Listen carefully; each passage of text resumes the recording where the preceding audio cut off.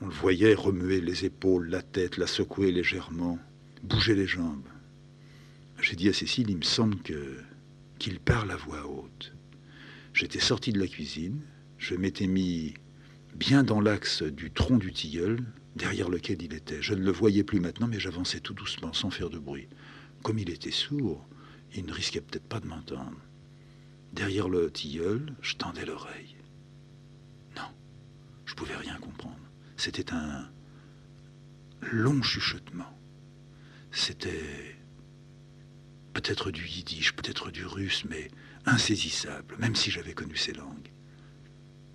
J'étais resté là un long moment. Et puis j'étais sorti de derrière le tronc, j'avais fait 2 pas, je m'étais placé devant lui. Comme il y avait une chaise, je m'étais assis, face à lui. Je le regardais. Lui regardait dans ma direction, mais ne m'avait pas vu m'asseoir devant lui. Je n'existais pas. Il continuait à chuchoter.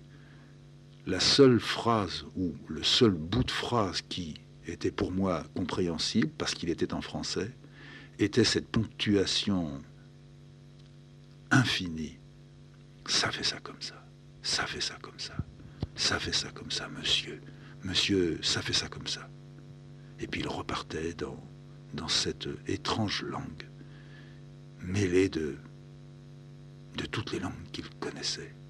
Grand mélange de Jules, brassage dans sa tête. Jules n'est pas fou. Jules ne sait plus. Jules n'a jamais su. Je m'étais relevé, restant 1 ou 2 minutes devant lui, lui faisant de l'ombre. Il ne me voyait pas. À présent, il regardait à la hauteur de mon sexe. J'ai fait un mouvement sur la gauche, puis un autre sur la droite. Il ne relevait toujours pas la tête. Il était pire qu'un aveugle. Il ne voyait ni l'ombre ni la lumière. Je me suis reculé, je suis allé dans le pré, j'ai marché. Et je suis revenu vers lui en lui adressant la parole. « Ah, Jules, vous êtes là, je vous cherchais, je ne savais pas où vous étiez. » Il a relevé la tête. « Qu'est-ce qu'il y a ?»« Non, je ne savais pas où vous étiez, alors je me demandais, qu'est-ce que vous faites là tout seul ? » « Rien. »« Je peux rester avec vous ? » ?»« Oui. »« Vous étiez en train de penser à quelque chose ? » ?»« Oui. »« Vous pensiez à quoi ? » ?»« Je ne veux pas le dire. »« Vous pourriez pas me le dire à moi ? » Vous pensiez à votre jeunesse, vous pensiez à Vilna. Il m'a regardé. Il avait les yeux recouverts d'une légère pellicule un peu opaque. Cataracte peut-être, mais plus sûrement le voile de l'éloignement. Il me voyait sans doute de façon très trouble. N'empêche qu'avec ses lunettes, il pouvait très bien lire son journal. Je me suis assis et j'ai mis ses genoux entre les miens. Je lui ai dit, alors, vieux coquin, qu'est-ce que vous faisiez à Vilna quand vous aviez 20 ans ? À 20 ans, monsieur, j'étais pas à Vilna. Bon, je me suis encore trompé. Qu'est-ce que vous faisiez à Vilna quand vous aviez 15 ans. Qu'est-ce que vous faisiez à 15 ans à Vilna ? J'allais au lycée. Et qu'est-ce que vous préfériez à ce moment-là ? À ce moment-là, à 15 ans.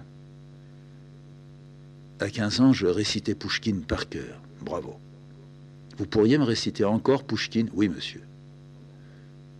En ce moment-là, tout de suite, vous arriveriez ? Oui, sans doute. Vous aimeriez me faire plaisir ? Je sais pas. Ah, faites-moi plaisir. Ne serait-ce qu'un vers de Pouchkine. J'ai envie d'entendre ça par un vrai russe.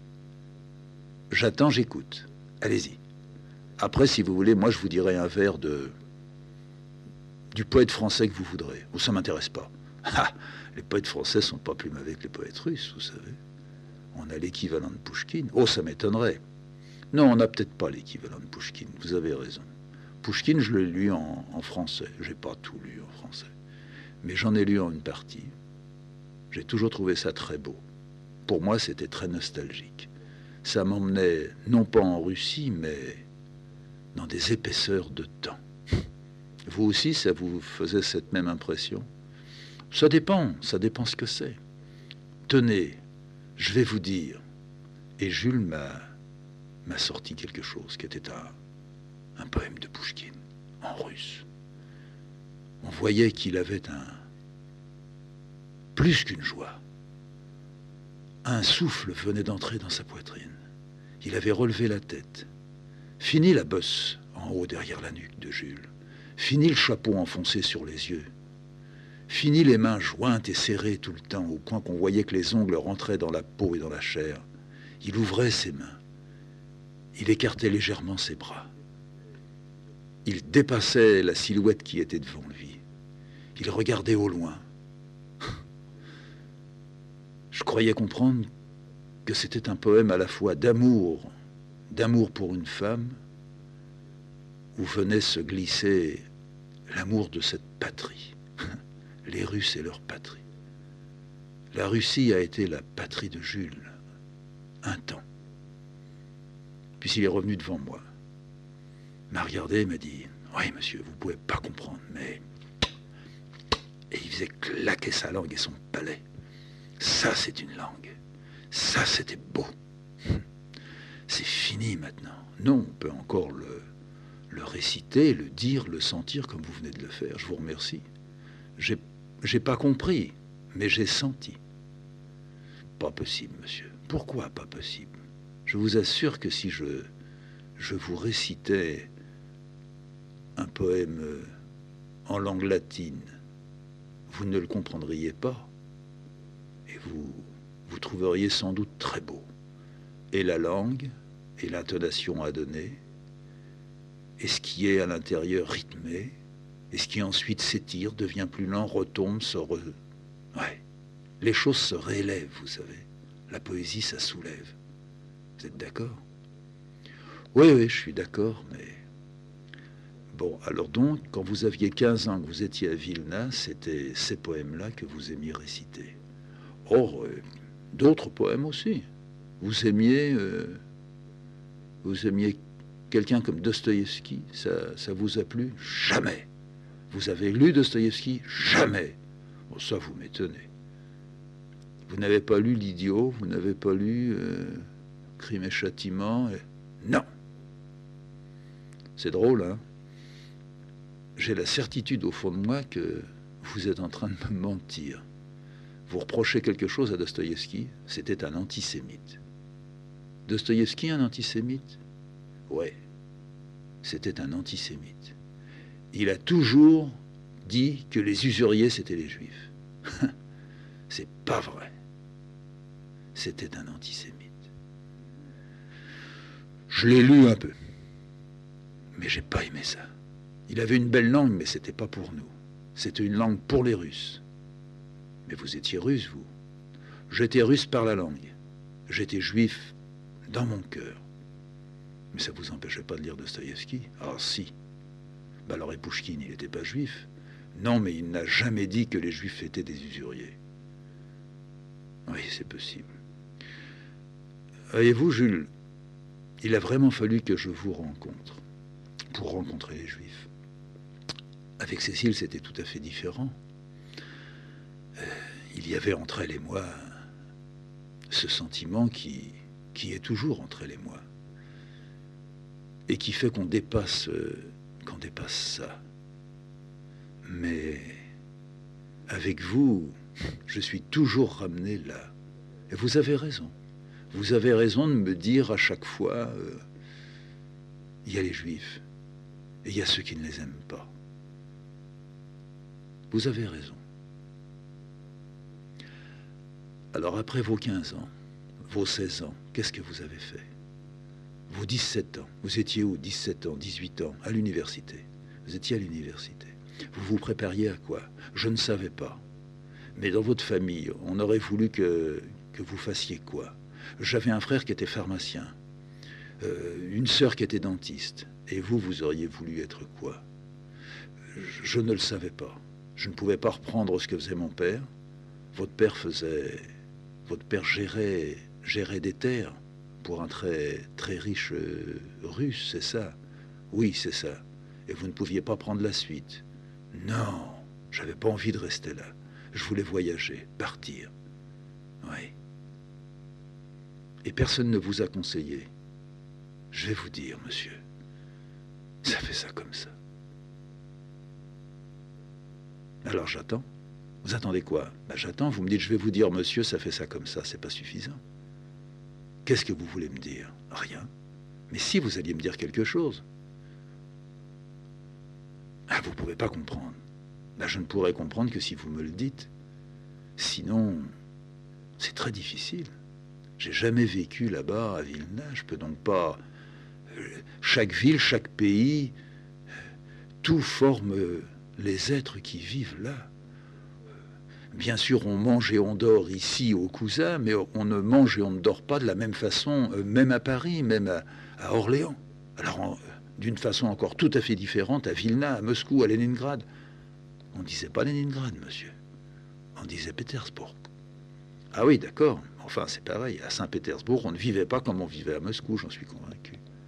Alors, je ne peux pas imaginer comment on était, comment un père, comment était le père de Julius Remsas.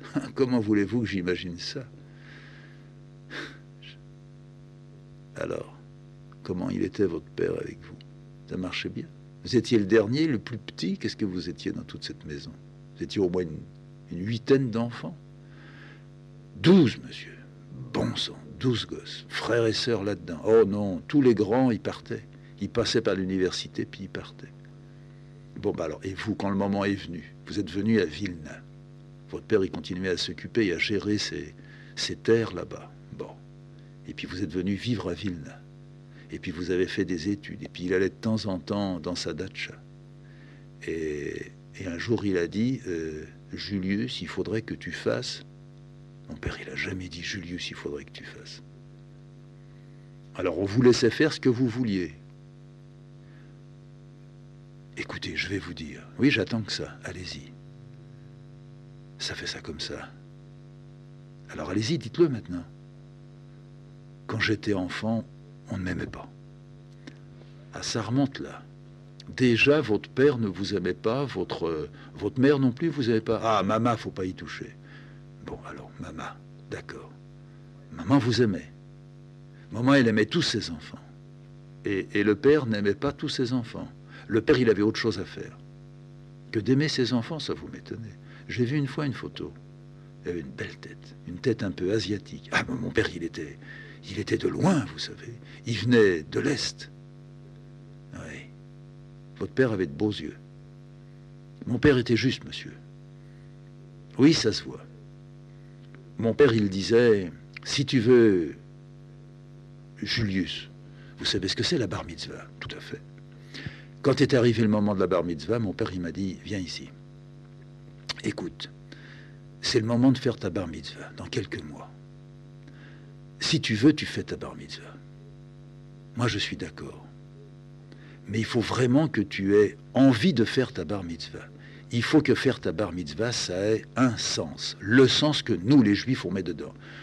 Si c'est pour faire une petite fête, si c'est pour réunir la famille autour de toi et toi croire que tu es devenu un homme à responsabilité, c'est pas la peine. Si tu crois des bêtises, c'est pas la peine. Si tu veux accepter ta responsabilité, tu feras ta bar mitzvah. Voilà, ça c'était mon père. Alors vous l'avez faite, votre bar mitzvah, ou pas? Ça fait ça comme ça. Oui, mais ça ne veut pas me dire si c'est oui ou si c'est non. Ça fait ça comme ça répond à tout. Alors, vous pouvez pas me dire si la bar mitzvah, vous l'avez faite? Je peux pas vous le dire. Bon, d'accord. Et quand vous aviez 20 ans, vous vous trouviez où? Je suis fatigué, monsieur, de parler. Ça m'étonne. C'est parce que vous voulez qu'on arrête de parler et pouvoir dire demain ou même tout à l'heure, personne ne me parle. J'avais tort de le pousser dans ses retranchements et je me reprenais tout de suite. Bon, dites-moi, 20 ans, si c'était pas à Vilna, ou à 22 ans, c'était où alors? À 22 ans, vous voulez que je vous dise où j'étais, monsieur? Oui, c'est ce que je vous demande. Qu'est-ce que vous faisiez quand vous aviez 22 ans? J'avais un fusil. Ah oui? Vous étiez au régiment? C'est ça? C'était la guerre? Ah oui. Et vous vous trouviez où? C'était la défaite, la déroute. L'armée russe reculait, on reculait. Ah oui. C'est en 1916. Ah oui. Et vous vous trouviez... Alors à quel endroit? Dans quel pays? On venait de sortir de la Pologne. On sortait, c'est-à-dire on revenait en direction de la Russie. Oui. Et vous vous trouviez... Sur quel chemin, quelle route? Ben justement, c'était une chance pour le régiment. Oui. Le régiment reculait. On s'est approché de Vilna. Ah oui. Vous y êtes allé, vous. Vous vous souvenez peut-être. Vous savez, j'y suis allé avec Cécile déjà 2 ou 3 fois, mais Vilna a dû tellement changer que... Vous voyez où il y a la ville, il y a... Ah, oui, enfin, elle passe un peu partout, elle coupe Vilnius en 2. Par la porte, là où il y a les grands pins. Oui, il y a des pins un peu partout maintenant. Non, non, mais quand on est dans Vilna et qu'on sort pour aller vers la forêt et les lacs, ah oui, ça c'est vrai. Il y a un grand pont, on traverse la ville. Oui, sans doute. J'ai déjà passé tellement de ponts là-bas.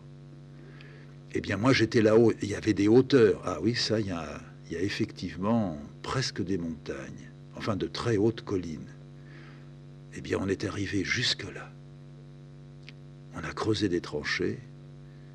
Et était arrivé l'ordre, paraît-il, il faut défendre Vilna coûte que coûte. J'avais que 23 ans, mais je savais qu'on ne pourrait pas défendre Vilna. Tous les autres autour de moi, ce n'étaient que des Lituaniens, pas des Juifs. Ah oui.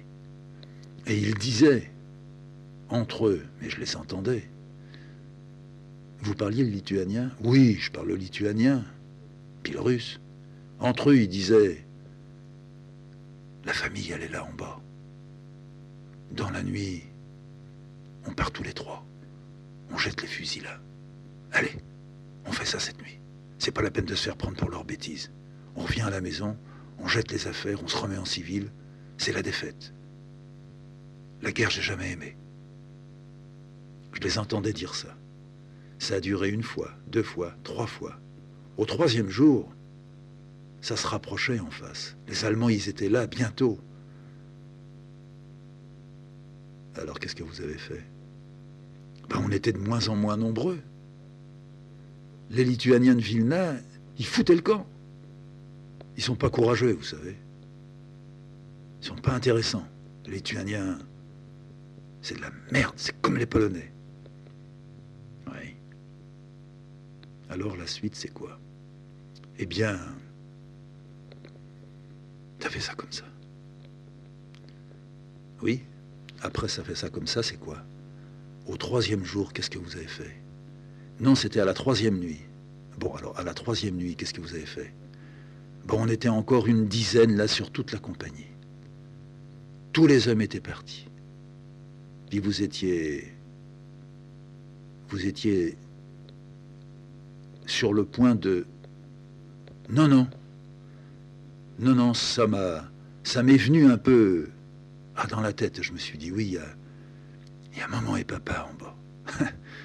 Aïe, il y avait votre père et votre mère en bas. Vous pouviez presque voir la maison. Non, de là-haut, on ne peut pas voir la maison. Mais je voyais la gare, ça fumait. Il y avait encore des trains qui partaient. Les Allemands avaient essayé de pilonner, mais ils ne pouvaient pas la toucher. Et les trains qui partaient, ça emmenait des hommes et des femmes qui quittaient Vilna et qui s'en allaient vers Minsk, vers la Russie. Alors, qu'est-ce que vous avez fait? Eh bien, dans la nuit, j'en ai vu encore 3 partir. On était peut-être plus que 5 ou 6 sur une compagnie. Je me suis dit, si je pars pas maintenant, je pourrais plus repartir demain. Les autres, ils seront là. On les entendait presque marcher. J'en ai vu un Lituanien, jeter son fusil et puis crier « Je m'en vais, je m'en fous, j'abandonne ». Je l'ai vu descendre. Il descendait, il tournait autour des arbres. Puis après, je ne l'ai plus vu. Il y avait une belle lune, ça éclairait, vous savez, comme avec des ampoules. Il marchait avec les bras en l'air, comme si on allait l'arrêter. Et puis après, il a disparu. Il n'y avait plus rien. Je le suivais dans ma tête. Je connaissais bien le chemin. Je me disais, dans encore 200 mètres, et il approche de la vigne. Et puis, maintenant, il est presque sur le pont. Hein, sur le pont, il peut y avoir des sentinelles qui lui diront « Où vas-tu » Mais peut-être qu'il n'y avait plus de sentinelles, tout le monde était rentré. Tous ceux qui étaient de Vilna étaient rentrés. Et puis peut-être que d'autres étaient rentrés dans la ville qui n'étaient pas de Vilna et qui voulaient faire croire qu'ils étaient de Vilna. Et moi je me suis dit, si tu pars pas maintenant, Julius, t'es foutu. Mais je suis pas parti. Et pourquoi vous n'êtes pas parti, Julius? Pourquoi je suis pas parti, monsieur? Je suis juif, moi. Et alors? Et alors, tous ceux qui sont partis, c'était des vrais Lituaniens. Moi, si j'étais parti. Oui, je vous écoute. Mais moi, si j'étais parti, qu'est-ce qu'on aurait dit? On aurait dit, les Juifs, ils désertent. On n'aurait pas dit, toute la compagnie des Lituaniens a déserté. On aurait dit ce que je viens de vous dire. Ça, vous ne pouvez pas le comprendre. Vous vous trompez, je comprends très bien. Alors vous vous êtes fait cravater. Oui, je me suis fait prendre, oui. Et puis je suis parti, oui, dans un camp de prisonniers. Et puis je suis resté là pendant des mois, et puis 1 an. Et puis... Mais il y avait des Lituaniens, là? Non, là, il y avait des Russes. Parce que les Russes, ils désertent pas. Jamais, monsieur. Les Russes, ça s'accroche. Alors vous vous entendiez un peu avec. Ah, je m'entends mieux avec les Russes qu'avec les Lituaniens. Les Lituaniens, c'est tous des antisémites, c'est des salauds. Oui. Ah, je ne savais pas que... Vous me l'aviez peut-être dit. Vous faire arrêter dans ces conditions. Oui. Oui. Alors à 23 ans, voilà où vous étiez et ce qui vous est arrivé. Vous savez, quand on est juif, oui, je vous écoute. Après, j'ai été libéré, je suis rentré dans la maison, et puis ça n'allait plus. Puis il y a eu la révolution. Ouais. Je suis revenu pour la révolution soviétique, les bolcheviks, les mencheviks. J'ai bien vu, très vite, j'ai vu que les juifs, ils s'en foutaient. Ils avaient utilisé, c'est qu'il y avait des gens très bien juifs qui étaient rentrés avec eux, et puis qui avaient fait la révolution. Et puis déjà, ils disparaissaient. Oui. Ils s'étaient servis des juifs. Quand ils pouvaient se servir de quelqu'un, ils s'en servaient, puis après, ils le mangeaient, puis pouf, ils leur crachaient. Ah, oui. Alors, j'ai voulu quitter. J'ai quitté la Lituanie. Oui. Et puis vous êtes allé où? Oh, je suis allé en Suède, je suis allé en Norvège, je suis allé en Finlande. Mais quand je me trouvais en Suède, c'est ça quand on est juif. J'arrivais à Stockholm. Je faisais ce que j'avais à faire. Et puis le soir, j'allais dans la ville et je marchais. Il faisait froid. C'était l'hiver. Il y avait des hommes et des femmes qui marchaient autour de moi. Vous parliez la langue? Oui, j'avais appris le suédois. Ah, très bien. Et alors, vous cherchiez quelqu'un avec qui passer la soirée. Vous n'étiez pas encore marié? Non, monsieur. Alors, vous alliez dans un café, puis vous fumiez une cigarette ou un cigare, et vous regardiez à droite et à gauche. Petite femme, peut-être. Ou un gars. Parler avec quelqu'un. C'est ça que vous vouliez? Oui, un peu peut-être, mais je cherchais s'il y avait un juif. comment faire pour reconnaître un juif? Sauf si c'est quelqu'un de très religieux. Il a une barbe et puis un chapeau. Mais sinon, non, j'allais pas dans les cafés. Et je vais vous dire, ça m'avait fait quelque chose, vous savez. Je marchais, je revois encore la rue. Il était pas tard. C'était peut-être 4 heures de l'après-midi.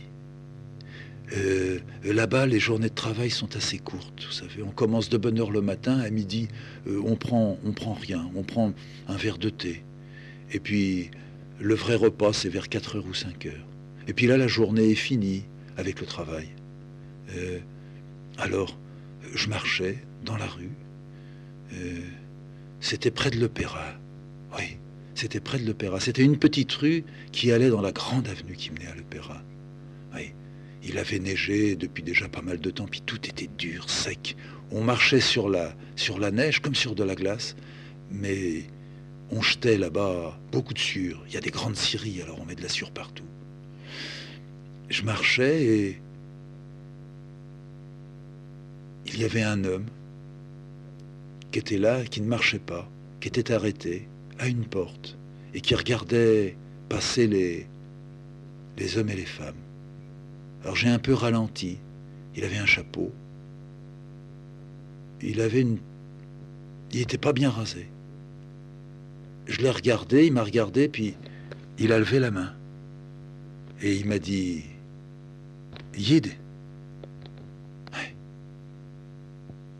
Je lui ai dit « Hey ». Et il m'a demandé « Il nous en faut un pour dire un miniam ». Et vous avez dit oui? J'ai dit oui. Et vous étiez content? J'étais content, monsieur. Quand il manque un juif, il faut le chercher pour dire la prière. Ah oui. Et vous avez passé après un moment avec eux? Après, j'en ai connu un et deux, bien sûr. Et j'allais les voir. Et vous étiez mieux à ce moment-là. J'étais mieux. Vous savez, on a des choses ensemble, comprenez? Avec un Suédois, qu'est-ce que vous voulez que je lui dise? Et puis lui, qu'est-ce que vous voulez qu'il me dise? Les Suédois sont pas des antisémites. Mais on peut pas dire moi je viens de Vilna, je suis juif. Ça les regarde pas.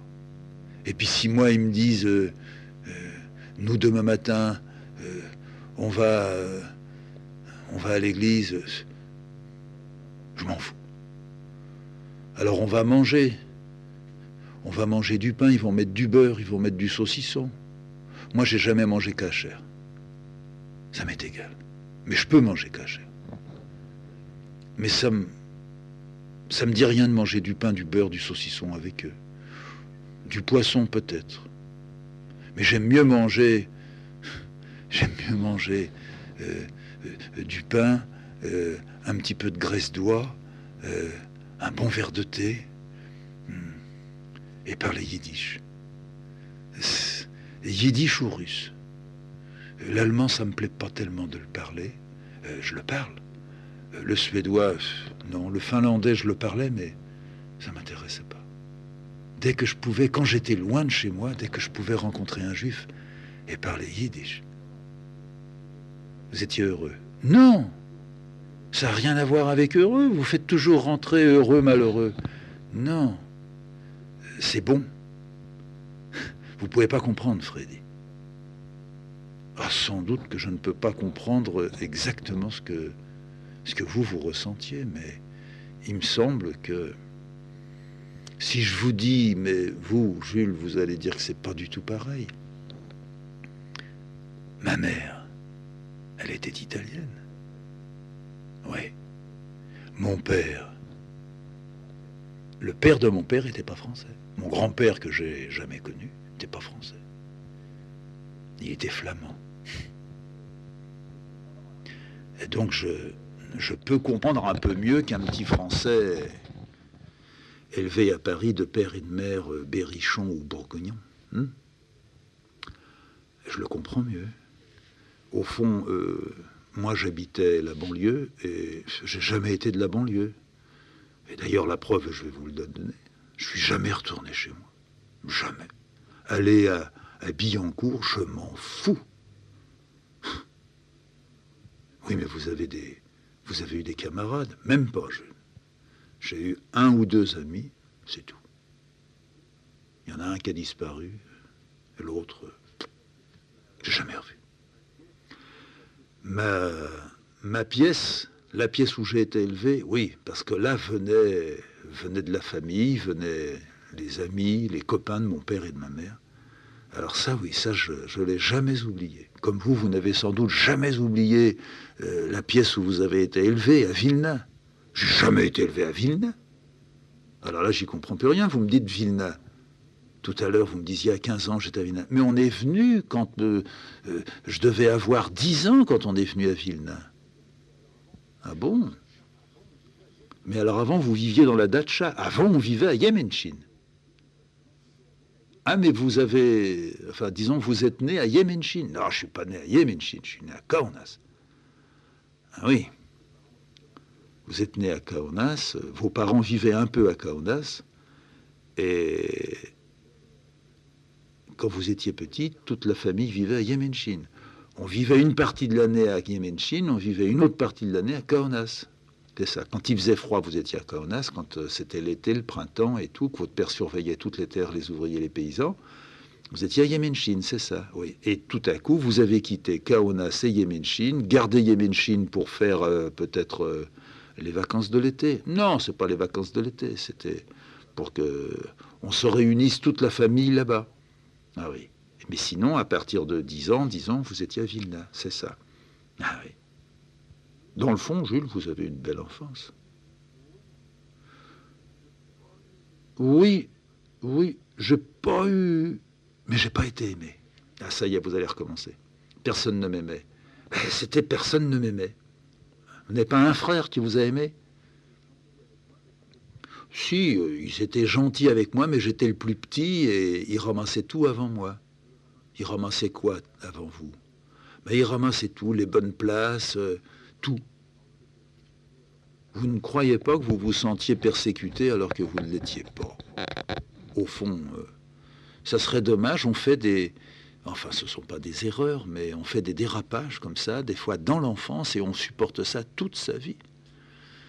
Regardez Cécile. Bon, vous ne parlez pas souvent avec elle, mais je peux vous dire que quand elle parle de son enfance, moi je vois les dérapages, là où elle les a faits, ou là où on les lui a fait faire. Et de sacrés dérapages qu'elle porte sur ses épaules et dans son sang, dans sa chair, et encore aujourd'hui à 50 ans et demain à 60 ans, et si elle vit jusqu'à 88 ans comme vous, elle les aura encore en elle. Je comprends pas.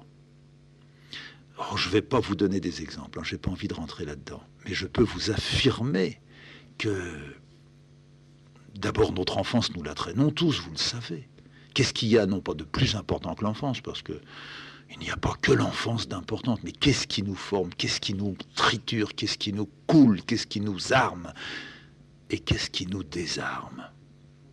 C'est cette toute petite chose insignifiante pour les adultes et qui est devenue une immense montagne pour un enfant de 4 ans, 5 ans, 6 ans. Je vais vous dire encore une chose, Jules. Et vous verrez que vous aussi, vous avez connu ça. Moi, j'ai eu un oncle dans ma vie, qui était le frère de mon père. Hein, je ne savais pas. Oui, mais je vous le dis. Mon père avait un frère, il s'appelait Édouard. Ouais, je vais faire un petit peu vite, parce que je n'ai pas envie de rentrer là-dedans. J'y pense, vous savez, de temps en temps. Eh bien, ce frère qui avait 5 ans, je crois, de moins que mon père, je l'ai très bien connu. J'étais gamin, j'avais 10 ans. Je vous parle d'une chose qui était arrivée quand j'avais 10 ans. Bon. On vivait... on n'était pas des riches, vous savez. Je vous ai déjà dit une fois que nous vivions dans une pièce qui en fait était une cave, mais que mon père avait, disons, rendu propre. Il avait peint les murs, il avait mis une fenêtre, un soupirail qui était un peu plus grand que les autres. Et puis, par chance, il y avait un trou qui arrivait jusque-là et qui conduisait à un conduit de cheminée. On avait pu mettre une cuisinière, donc on avait tout le temps chaud. Mon père, été comme hiver, voulait que la cuisinière marche. Bon. Enfin, c'est pas ça la question. Je vous parlais de mon oncle, l'oncle Édouard. L'oncle Édouard, je l'aimais beaucoup. Je l'aimais beaucoup parce qu'un oncle, en plus, il travaillait pas. Il était malade? Non, non, il n'était pas malade, il travaillait pas. Il avait un peu la tête fatiguée. Enfin, il avait la tête fatiguée, mais il était très gentil. Il avait peut-être pas de tête, il avait un grand cœur. Enfin, moi, je le vois comme ça. Quand j'en ai parlé avec ma mère, elle me disait que c'était pas vrai, qu'il n'y avait pas de cœur du tout. Mais moi, je m'étais mis en tête et je m'étais fait à cette idée, mon oncle est gentil. J'aurais voulu que mon oncle soit mon père. J'aurais voulu être élevé par mon oncle. Dieu sait ce que je serais devenu, parce que je sais quand même que mon oncle était difficile, disons, d'un caractère très compliqué, très énervé envers lui-même, jamais énervé avec les autres, ou si peu. Mais enfin, il s'aimait et il se détestait en même temps. Vous voyez ça? Oui. Alors, je continue.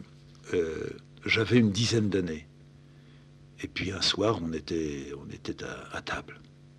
Ça devait être fin novembre, début décembre. Je ne connais pas la date exacte. Je l'ai connue, je l'ai oubliée. Il m'a demandé qu'est-ce que tu voudrais pour Noël? J'ai dit je voudrais un ballon de foot. Et puis 10 minutes après, le repas était terminé, il s'est levé, il m'a passé la main ici, comme ça, voyez-vous, gentiment sur la tête. C'était sa manière avec moi. Puis il serrait un petit peu au cou, là, jusqu'à ce que je dise « Non, tu me fais mal ».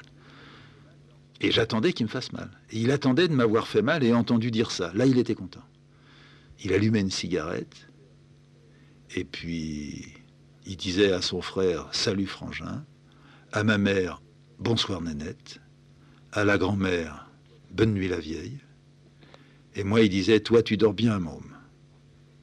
Je dis oui, puis je le regardais. J'avais demandé un ballon de foot, j'étais très désireux d'avoir mon ballon de foot pour Noël ou même pour plus tard, mais je savais que j'aurais là un ballon de foot. Parce que l'oncle ne promettait pas sans tenir promesse. Ouais. Et puis il est monté. Il est monté où? Mais il est monté, oui, vous avez raison, il est monté dans sa chambre. Sa chambre, c'était une chambre de bonne. Alors, à l'opposé de la cave, au 5e étage, sous les toits. C'était une maison, c'était des gens assez riches qui habitaient là.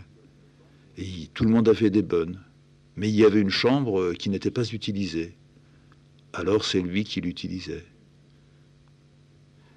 Et le temps qu'il monte, les 5 étages, on a entendu, moi j'ai entendu, puis mon père aussi a entendu. Il y a eu un bruit, une déflagration, enfin plutôt un claquement. Mon père s'est levé d'un bond et il a pris la porte, il est monté dans les escaliers à toute vitesse, je l'ai suivi, je l'ai rattrapé. Quand on est arrivé au 3e étage, mon père disait « Attends Édouard, attends Édouard ». Je ne pouvais pas savoir ce qui s'était fait, mais je sentais que quelque chose était venu et que c'était important, je ne peux pas vous dire. Vous avez compris ce qu'il avait fait? Non. Quand on est arrivé au 5e étage, il était là sur le palier.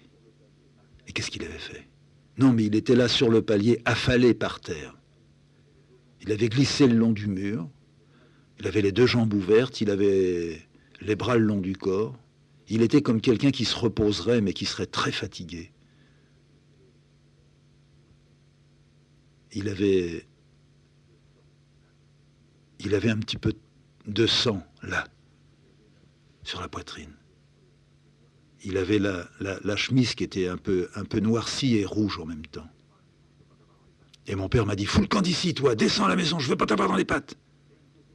Mais qu'est-ce qu'il avait fait, monsieur? Mais il s'était suicidé, nom de Dieu, vous ne l'avez pas compris.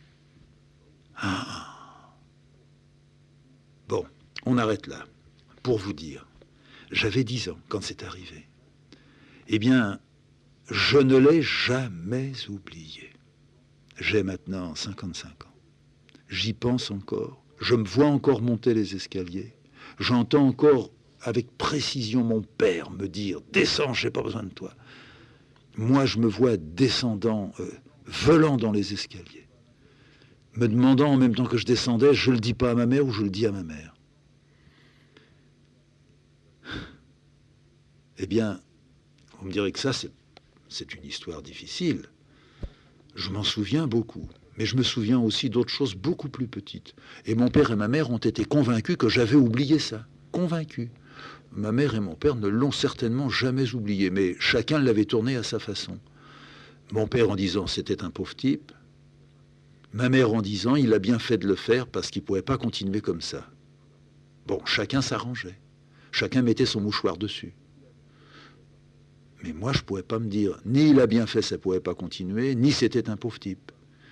Je me disais plus, j'aurais pas mon ballon de foot. J'aurais pu me le dire. Un enfant peut dire une chose comme ça. Non, je me disais, mon oncle est mort. C'était fini, j'avais plus celui que j'aimais tellement, qui me montrait qu'il m'aimait tellement, qui me faisait découvrir la vie, j'en suis sûr, je découvrais la vie avec lui. Je ne peux pas vous dire ce qu'il me faisait découvrir parce que vous diriez il était fou ou bien il était dégoûtant. Mais j'aimais bien quand il me faisait découvrir des choses dégoûtantes. Les enfants aiment ça. On aime regarder une femme qui fait pipi. Hein? Vous aussi, vous avez aimé regarder une petite fille qui fait pipi.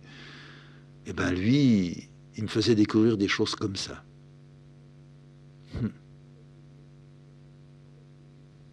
Dans l'atelier, Jules d'un côté de la table et moi de l'autre, je cherchais à le faire parler.